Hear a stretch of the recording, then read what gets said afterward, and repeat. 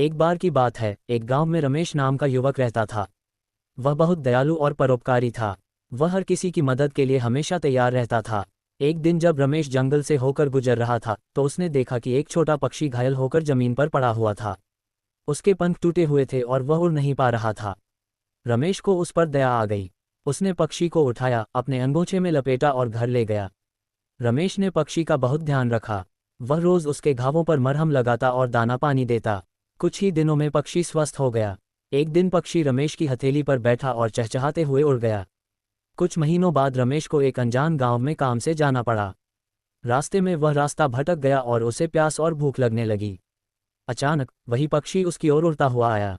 पक्षी ने रमेश को पास के एक बड़े पेड़ की ओर इशारा किया, जहां एक पानी का झरना बह रहा था और पेड़ के नीचे कुछ खाने के फल पड़े थे। रमेश को समझ आ गया कि यह वही पक्षी था जिसे उसने बचाया था। पक्षी ने उसकी मदद कर उसका कर्ज चुकाया। इस कहानी से हमें ये सीख मिलती है कि दयालुता कभी व्यर्थ नहीं जाती। जो व्यक्ति निस्वार्थ भाव से दूसरों की मदद करता है, उसे जीवन में कभी न कभी उसका प्रतिफल अवश्य मिलता है। ऐसी और कहानियों के लिए चैनल को लाइक, शेयर और सब्सक्राइब करें।